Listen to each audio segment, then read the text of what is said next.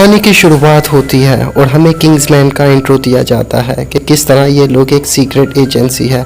हमें दिखाया जाता है कि किंग्समैन्स ने एक टेररिस्ट को पकड़ लिया है और इससे पूछताछ कर रहे होते, लेकिन इससे पहले वो इसे मारे ये बॉम्ब ब्लास्ट कर लेता है और अपने साथियों को बचाने के लिए एक सिपाही इन पे कूद जाता है और तभी हमें अली को दिखाया जाता है। अली उसी सिपाही की बीवी के पास जाता है जो शहीद हो गया था। वो एक लॉकेट इन्हें देता है और कहता है कि अगर आपको कभी हमारी ज़रूरत पड़े तो इस लॉकेट से पे मेरा नंबर है, इसे बुला लीजिएगा, लेकिन वो औरत इसे लेने से मना कर देती है। अली ये लॉकेट उसके बेटे को दे देता है और कहता है कि अपनी माँ का ख्याल रखना। इसके बाद सीन शिफ्ट होता है और हमें 9 साल का वक्त दिखाया जाता है जहाँ किसी शख्स को किडनैप किया जाता है। तभी वहाँ पे किंग्समैन का आदमी आता है और वो बड़ी बहादुरी से इन सब को रोक लेता है। वो एक जाम पीता है और तभी दरवाजे पे कोई शख्स आता है। वो वहाँ पे जाता है और हमें दिखाया जाता है कि एक ब्लीक सी ब्लेड ने उसे कट कर दिया। यहाँ पे एक औरत होती है जिसके पैर तलवार के बने हुए होते हैं। वो दरवाज़ा खोलती है और वहाँ पे सिल्वेस्टर खड़ा होता है। सिल्वेस्टर चाय का कश मारता है। तभी हमें किंग्समैन की एजेंसी को दिखाया जाता है जो नए के सिपाहियों को भर्ती करने का फैसला कर रहे होते हैं, क्योंकि पिछले प्रोसेस में अब उन्हें काफ़ी नाकामयाबी हो रही थी और इन्हें लगता है कि ये लोग अपने बंदे को भर्ती करेंगे। तभी हमें रमज़ान को दिखाया जाता है। उसके पास अभी भी वो लॉकेट है जो कि उसे बचपन में अली ने दिया था। रमज़ान की लाइफ पूरी तरह से चेंज हो चुकी होती है। उसकी माँ ने दूसरी शादी की होती, साथ ही साथ उसके भाई भी उसे सही तरीके से पसंद नहीं करते और उसके साथ बुरा रवैया करते हैं। रमज़ान को होटल में एक शख्स तंग करता है, इसलिए रमज़ान अपने दोस्तों के साथ उसकी गाड़ी को ले जाता है और गाड़ी को ब्लास्ट कर देता है। गाड़ी ब्लास्ट करने के बाद रमज़ान को जेल हो जाती है, इसीलिए रमज़ान को ना चाहते हुए भी किंग्समैन के उस नंबर पे कॉल करना पड़ता है और तभी वहाँ पे अली आ जाता है। अली कहता है मैंने तुम्हारी बेल कराई है। इसके बाद वो अली से बात करने के लिए एक होटल में ले चला जाता है। होटल में वहाँ पे वो लोग भी आ जाते हैं जिनकी गाड़ी रमज़ान ने ब्लास्ट की थी। वो लोग रमज़ान को मारना पीटना शुरू कर देते हैं, लेकिन इससे पहले वो उसके हाथ पैर को तोड़े अली वहाँ चला जाता है और दरवाज़ा बंद करके उन्हें बहुत बुरी तरीके से पीटता है। उसके पास बहुत ही आंदूरिक हथियार होते हैं। वो रमज़ान के पास बैठ जाता है और कहता है कि अगर तुमने किसी को इसके बारे में बताया तो तुम्हें मारूंगा। वो रमज़ान के कंधे पे हाथ रखता है। रमज़ान जब घर जाता है तो उसका सौतेला पिता उसे बहुत बुरी तरीके से मार देता है और तभी वहाँ पे उसे आवाज़ आने लग जाती है। दरअसल अली ने उसके कंधे के ऊपर एक माइक लगाया था जिससे उसे रमज़ान की सारी आवाज़ें आ रही होती हैं। वो रमज़ान से पिता से कहता है अगर तुमने अली को नहीं छोड़ा तो मैं तुम्हें फ़ौरन सज़ा दूँगा।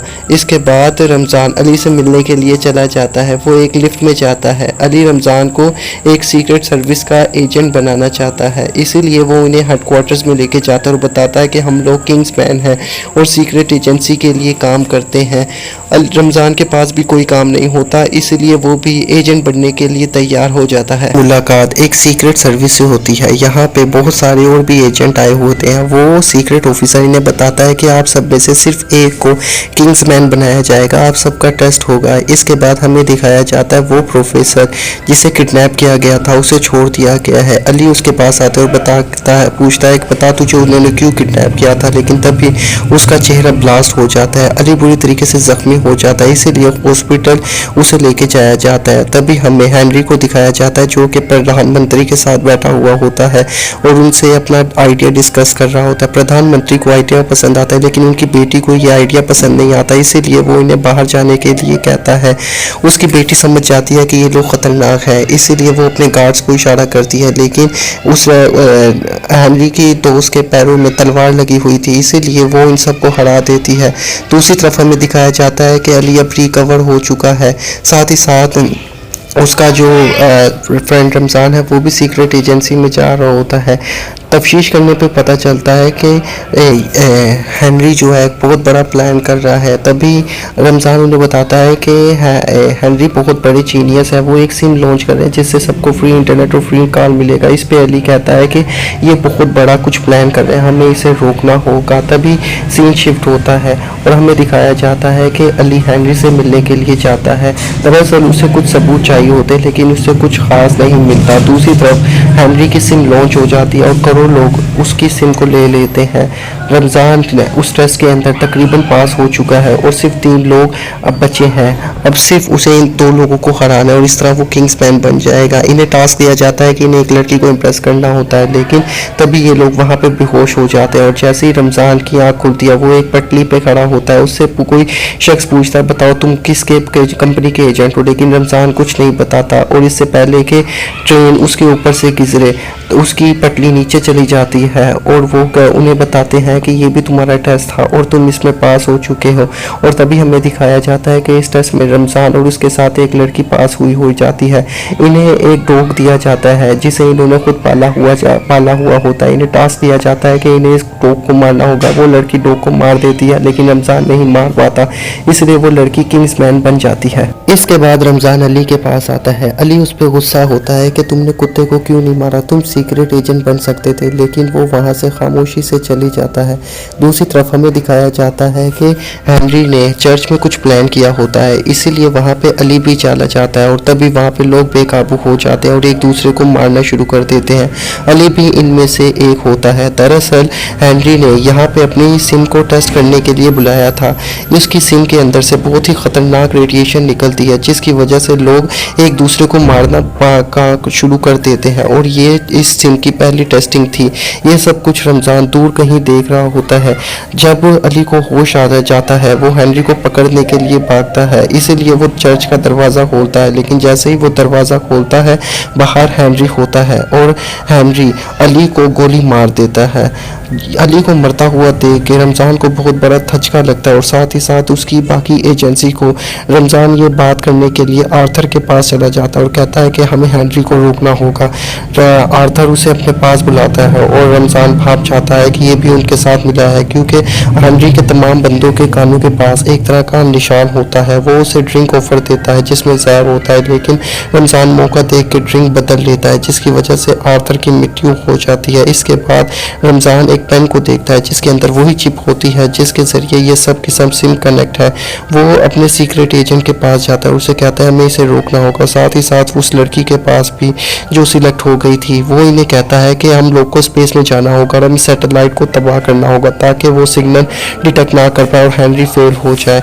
दूसरी तरफ हमें दिखाया जाता है कि जिन लोगों को हेनरी ने जिंदा रखने के लिए फैसला किया है उन्हें एक स्पेसिफिक एरिया में रखा जाता है। सीक्रेट एजेंट कहता है कि तुम्हें हेनरी के तमाम को हराना होगा और साथ ही साथ सैटेलाइट को भी बर्बाद करना होगा। रमज़ान हेनरी को रोकने के लिए किंग्समैन बन के उसी जगह पे चला जाता है जहाँ पे हेनरी की सिम लॉन्च होने वाली होती है। वो हेनरी के सिस्टम को हैक कर लेता है। वो एजेंट उन्हें बताता है कि तुम पूरी तरह से उन्हें हैक करने वाले हो। तभी हेनरी की गर्दन पे एक शख्स चाकू रख देता है। ये वही शख्स है जो कि हेनरी की ट्रेनिंग में भी उसके साथ था और ये किंग्समैन नहीं बन पा रहा। ये रमज़ान की आइडेंटिटी सबको सब बता देता है।